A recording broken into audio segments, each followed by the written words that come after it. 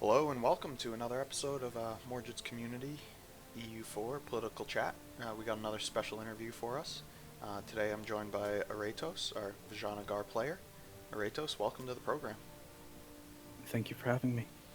And before we dive into your season so far, I was wondering if you could just tell our viewers a little bit about your background from an EU4 perspective, how many multiplayers you've played in, and what brought you to Mordred's Community.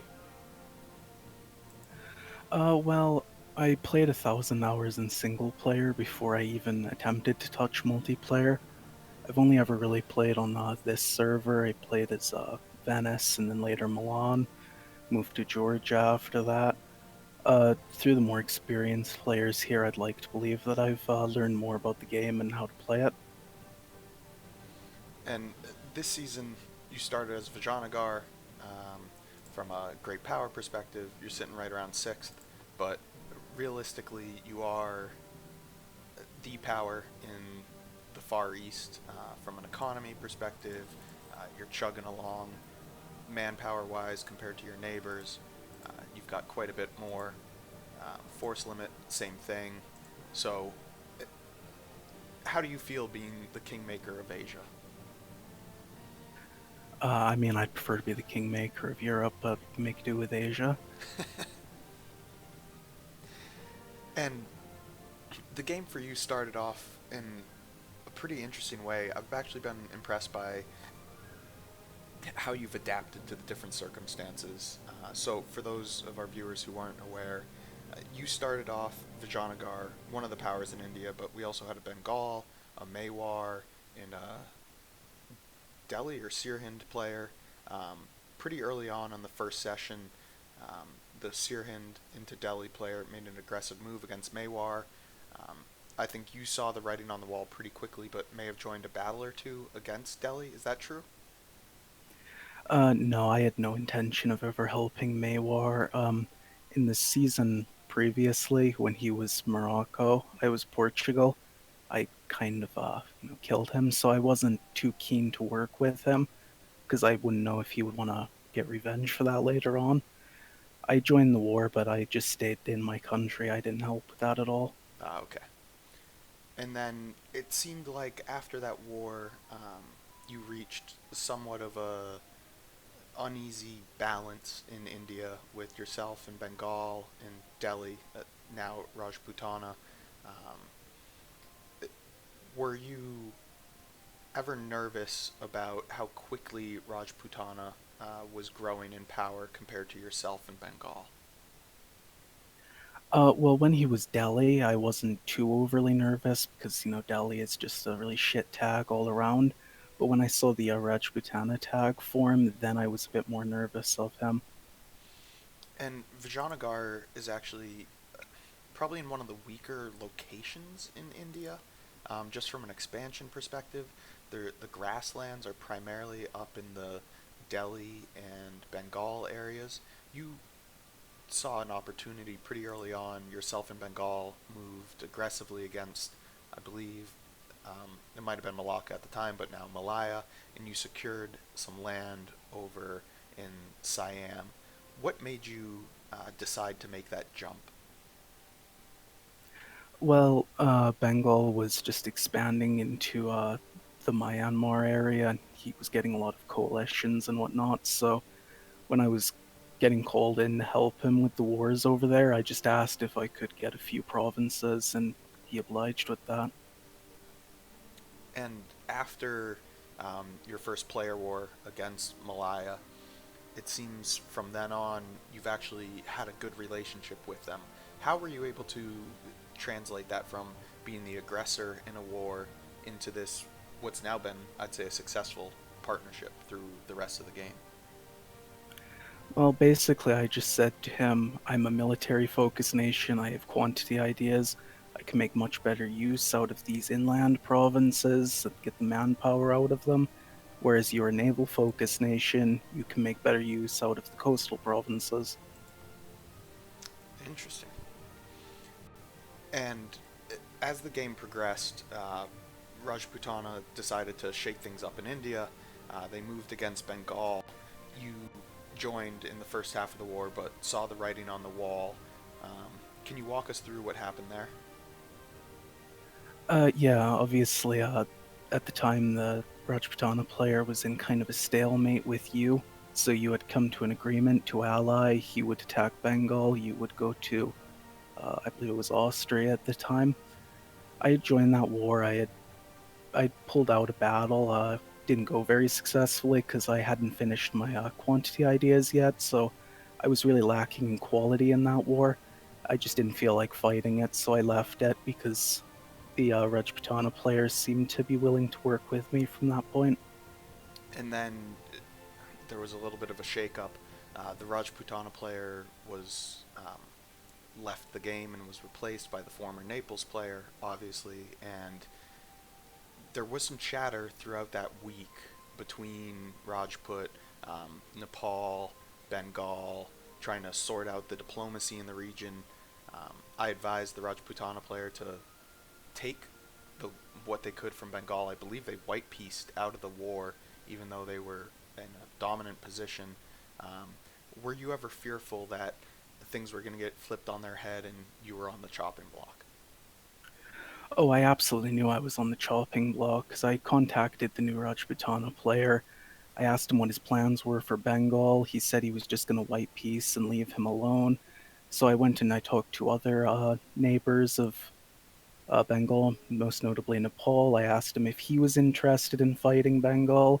His answer was no. So, just the atmosphere, it seemed like they were going to divide me at some point. So I tried to egg on Rajputana to get him into the Russia war, so then I could use that to attack Bengal when he would be busy, and then get to this situation here where I'm the dominant power in India. And that was a brilliant move. Rajputana, Nepal, and Qing were locked in a very bloody war with Russia, so they couldn't spare any attention for Bengal. You swooped in, made quick work of it. Um, but somehow, coming out of that war, you were able to reestablish diplomatic relations with Rajputana.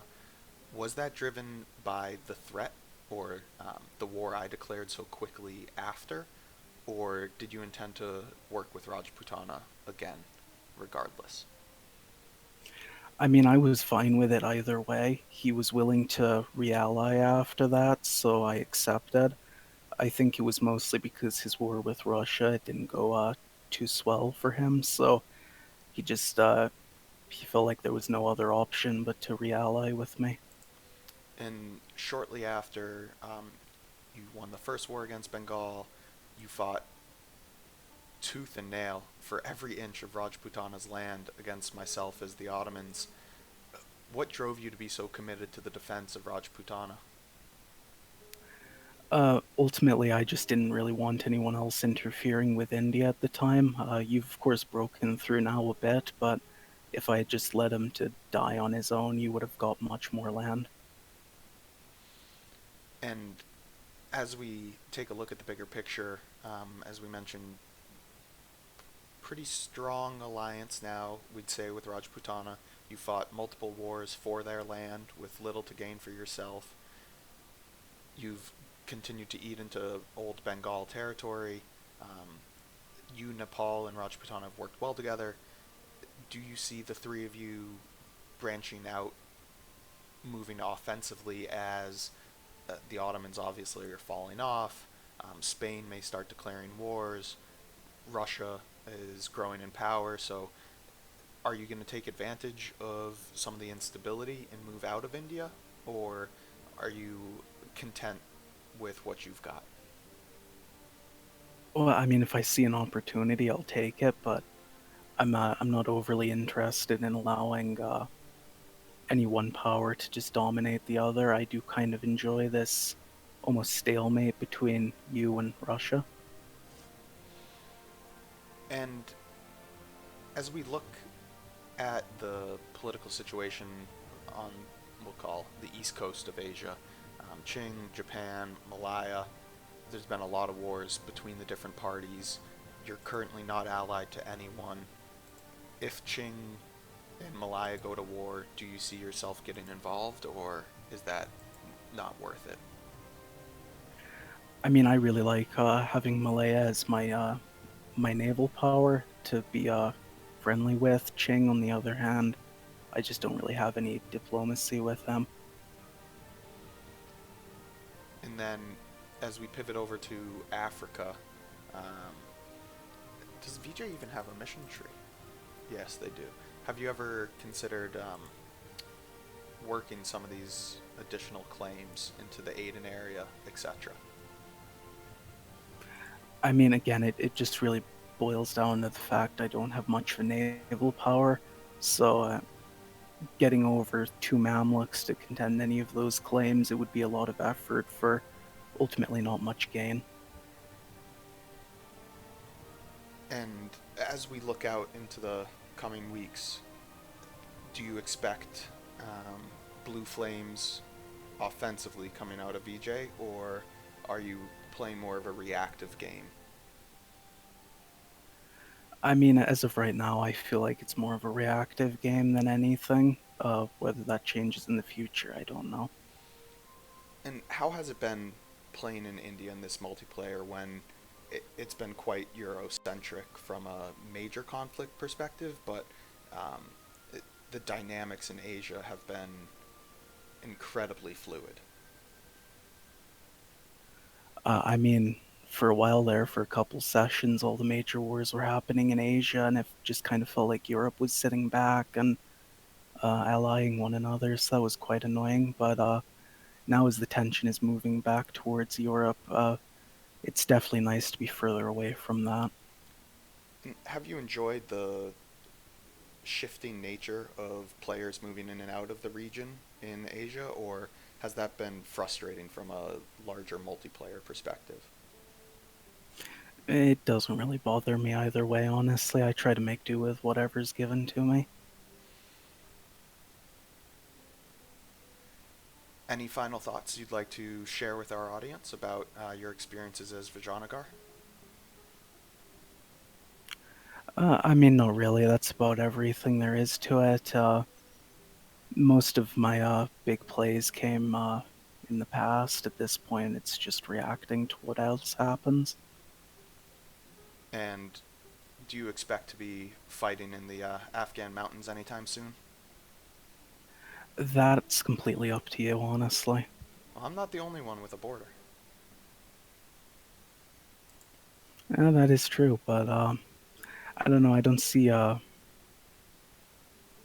mean, Russia might declare war, but I just don't know if I see it. I feel like he's got much bigger threats, not only you, but Prussia as well.